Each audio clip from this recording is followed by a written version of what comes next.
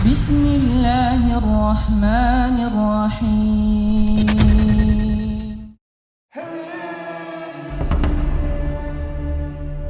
Assalamualaikum warahmatullahi wabarakatuh. Sahabat Tarbiyah Daily, hari ini kita akan membahas surah Alam Nasrah Laka Sadrak. Bicara tentang surah Al-Insyirah atau Alam Nasrah Laka Sadrak. Surat ini secara tertib dari Al-Quran jatuh pada surat ke-94 dengan jumlah ayat 8, jumlah kalimat 27, dan jumlah huruf 102 huruf. Dan surat ini disebut dengan surah Makkiyah, artinya surat turun sebelum hijrah Nabi SAW. Sahabat Tarbiyah Daily yang dimuliakan Allah Subhanahu wa Ta'ala, kita tahu bahwa periode Mekah adalah periode yang sangat melelahkan bagi perjalanan dakwah Nabi SAW.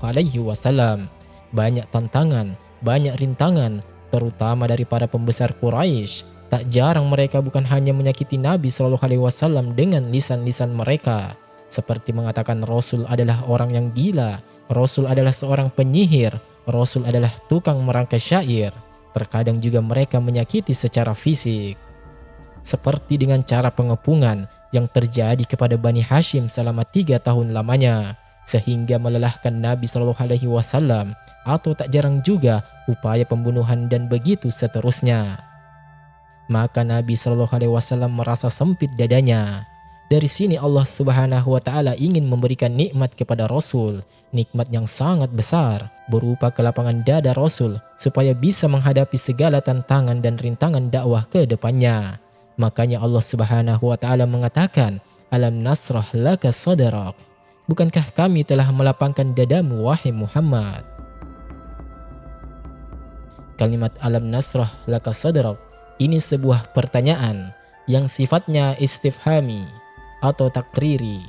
Maknanya tidak perlu dijawab karena Allah Subhanahu wa Ta'ala sudah melapangkan dada Rasul sebelum Nabi SAW memintanya. Dan inilah perbedaan Nabi SAW dengan Musa alaihi salatu wassalam.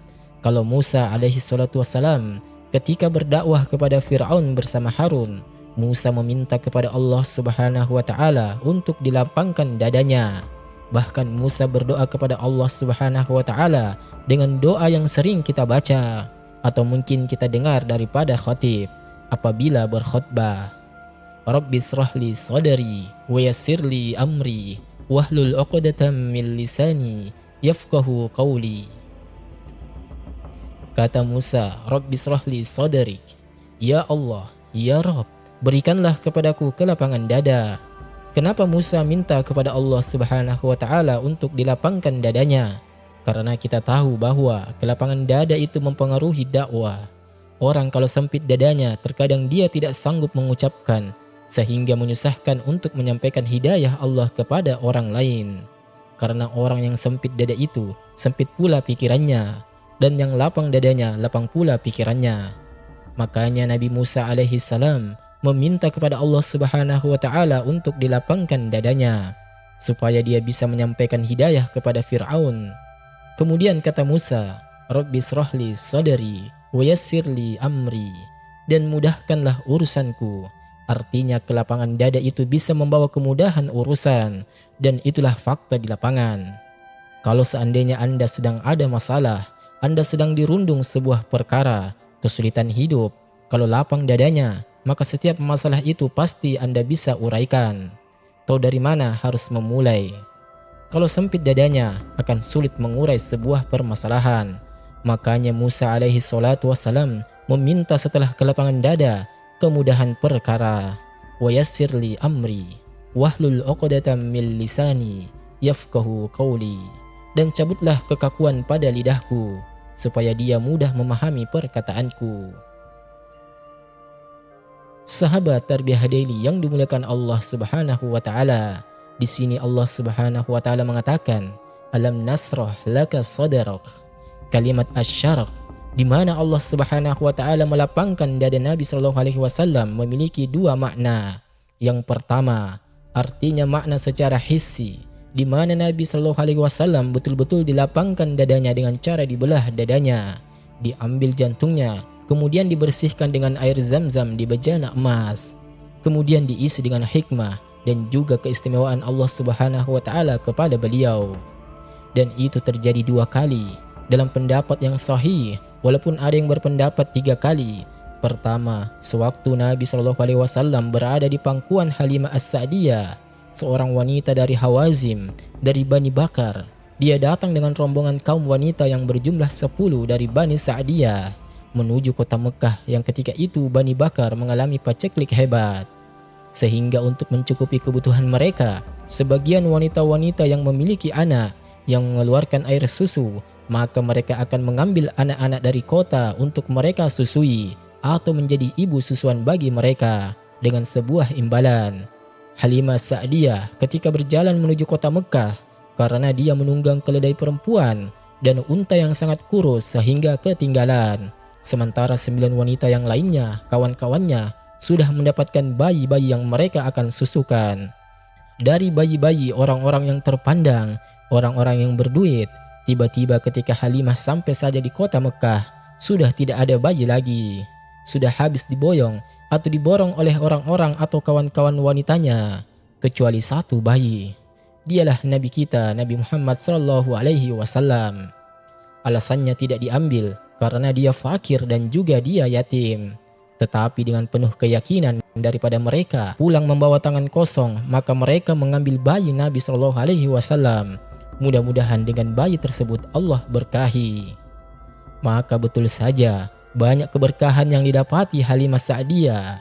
Singkat cerita, ketika Nabi SAW berada di pangkuan Halimah Sa'diyah, didatangi oleh malaikat, kemudian membawa Nabi SAW, kemudian membelah dadanya, mengambil jantungnya, dan membersihkan dengan air zam-zam dalam bejana emas. Kemudian memasukkan padanya ilmu dan hikmah, kemudian menjahit kembali. Dan itulah yang menjadi ketakutan Halimah, yang pada akhirnya mengembalikan Nabi SAW ke tangan ibundanya, Aminah. Tapi ini pembersihan dada yang pertama, yang membuat hati Nabi SAW sedari kecil sudah lapang. Kemudian pembelahan yang kedua, saat peristiwa Isra dan Mi'raj, saat peristiwa besar. Yang ketiga itu, Nabi SAW mengalami masa-masa kesulitan yang luar biasa ketika dakwahnya ditolak di Mekah. Kemudian dia berusaha untuk berdakwah ke Taif. Tetapi sayang, kemudian di Taif dia pun disakiti oleh orang-orang Taif, oleh wanita, anak-anak, bahkan hampir semua orang-orang Taif itu menyakiti Nabi SAW. Sebab itulah maka Nabi SAW kemudian dihibur hatinya oleh Allah Subhanahu wa taala, dibuat semacam peristiwa besar untuk Nabi SAW. Peristiwa yang dikenal dalam sejarah sebagai peristiwa Isra yang tertuang dalam surah Al-Isra. Kemudian juga ada peristiwa Mi'raj yang tertuang dalam suratun Najm. Lah Nabi SAW sebelum peristiwa ini juga terjadi pembelahan dada. Kemudian Allah Subhanahu wa taala perintahkan malaikat untuk membersihkan dadanya, mengambil kembali jantungnya, membersihkannya, memasukkan ilmu dan hikmah untuk mengeluarkan penyakit-penyakit hati, sehingga Rasul SAW kembali lapang dadanya. Inilah makna yang pertama, alam nasrah laka sadrak.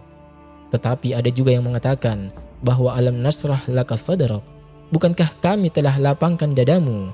Makna asyarok di sini artinya bukan hissi, bukan badan, tetapi maknawi, secara makna. Jadi secara makna, alam nasrah laka sadrak itu artinya, bukankah kami telah lapangkan dadamu? Maksudnya dengan Islam.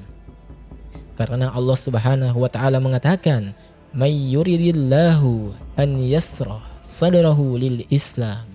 Jadi, Allah Subhanahu wa taala mengatakan bahwa agama Islam itulah yang menjadikan kelapangan dada Nabi sallallahu alaihi wasallam. Dan dua-duanya benar, baik makna secara hissi ataupun makna secara maknawi. Tetapi yang jelas bahwa lapangnya dada, faidahnya bagi kita adalah sebuah hal yang sangat penting bagi kehidupan kita. Terkadang kita lihat ada orang yang sempit dadanya karena mereka meninggalkan kewajiban Allah Subhanahu wa taala. Tidak sholat, tidak puasa, tidak zakat, tidak pernah membaca Al-Quran, tidak berzikir, sehingga sempit dadanya. Atau lantaran kemaksiatan, terlampau banyak maksiat kepada Allah Subhanahu wa taala, berzina, minum khamar, berjudi, atau maksiat apapun sehingga terkadang menyempitkan dada. Atau karena mungkin urusan keluarga ada masalah, mungkin dalam usaha ada masalah, di kantor ada masalah, di pasar ada masalah, di pekerjaan ada masalah, sehingga menjadikan sempit dadanya. Terkadang kita mengalami hal-hal seperti ini, kesempitan dada, sehingga kita butuh kelapangan dada kita untuk bisa berpikir jernih.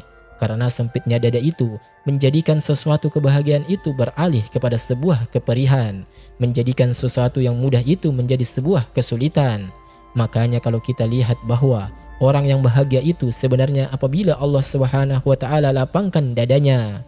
Sebab kalau dada ini lapang, rumah yang kecil pun terasa luas, keluarga yang sedikit pun terasa banyak, rezeki yang tidak banyak seolah-olah mencukupi. Tetapi kalau sempitnya dada, maka rumah yang luas akan terasa sempit, keluarga yang banyak akan terasa sepi, dan begitu seterusnya. Makanya kita meminta kepada Allah Subhanahu wa taala agar terus dilapangkan dada kita, minta kepada Allah. Seperti permintaan Musa alaihi salatu wassalam, Rabbis shrahli sadri wa yassirli amri. Ya Allah, lapangkanlah dadaku. Ya Allah, lapangkanlah dadaku. Karena sekali lagi, bahwa kelapangan dada ini bisa menjadikan yang tertutup terbuka, bisa menjadikan sesuatu yang sempit menjadi lapang, bisa menjadikan sesuatu keperitan menjadi sebuah kebahagiaan.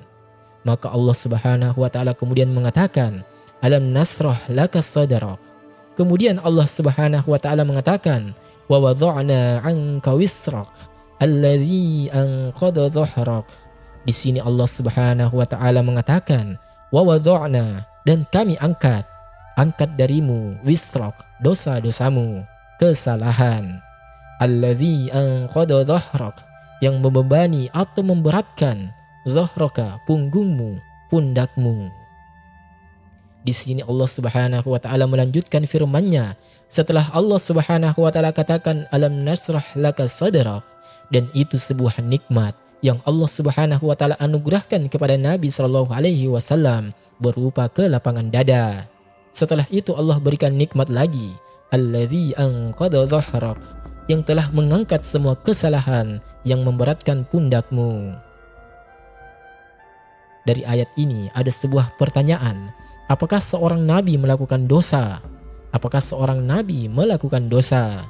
Karena ada bahasa yang mengarah ke situ, di mana Allah mengatakan, wa wada'na 'anka wisrak, dan kami angkat atau kami hilangkan darimu kesalahanmu, seolah-olah Nabi SAW melakukan dosa. Maka jawabannya, ya, mungkin seorang nabi itu melakukan dosa, tetapi dosa yang dilakukan para nabi itu berbeda dengan dosa yang kita lakukan. Dosa yang dilakukan para nabi itu bukan seperti dosa yang kita lakukan, dosa-dosa besar. Tidak, nabi itu maksum dari melakukan dosa besar. Yang dimaksud di sini adalah dosa-dosa yang berkaitan dengan kesalahan-kesalahan. Seperti contohnya, ketika Nabi Shallallahu Alaihi Wasallam sedang berdakwah kepada para pembesar Quraisy, kemudian datanglah Abdullah ibn Ummi Maktum yang buta, yang ingin masuk Islam, tetapi oleh Nabi Shallallahu Alaihi Wasallam dicueki, sama sekali tidak dilihat. Bahkan Nabi Shallallahu Alaihi Wasallam bermuka masam dan berpaling wajahnya. Alasan Nabi Shallallahu Alaihi Wasallam karena para pembesar Quraisy ini ada peluang kalau seandainya mereka masuk Islam, maka bisa membawa kabilahnya masuk ke dalam Islam. Sementara orang buta ini hanya dia seorang. Boleh jadi kalaupun dia masuk Islam tidak berpengaruh besar kepada yang lainnya. Tetapi Allah Subhanahu wa taala memandang sikap Nabi ini salah, sehingga Allah Subhanahu wa taala turunkan abasa wa tawalla an ja'ahul a'ma. Allah Subhanahu wa taala turunkan ayat ini, abasa wa tawalla, ketika bermuka masam dan berpaling, ketika datang seorang laki-laki yang buta, maksudnya Abdullah ibn Ummi Maktum. Tidak boleh dilakukan seorang nabi seperti ini, karena Abdullah ibn Ummi Maktum jelas-jelas ingin masuk ke dalam Islam, sementara orang-orang kafir Quraisy itu belum tentu masuk Islam. Lah, kesalahan-kesalahan yang seperti ini yang dimaksud wa wada'na 'anka wisrak, dan kami letakkan kesalahan-kesalahan darimu wahai Muhammad. Ataupun mungkin contoh yang lain, ketika Nabi SAW memutuskan hukuman bagi para tawanan Badar.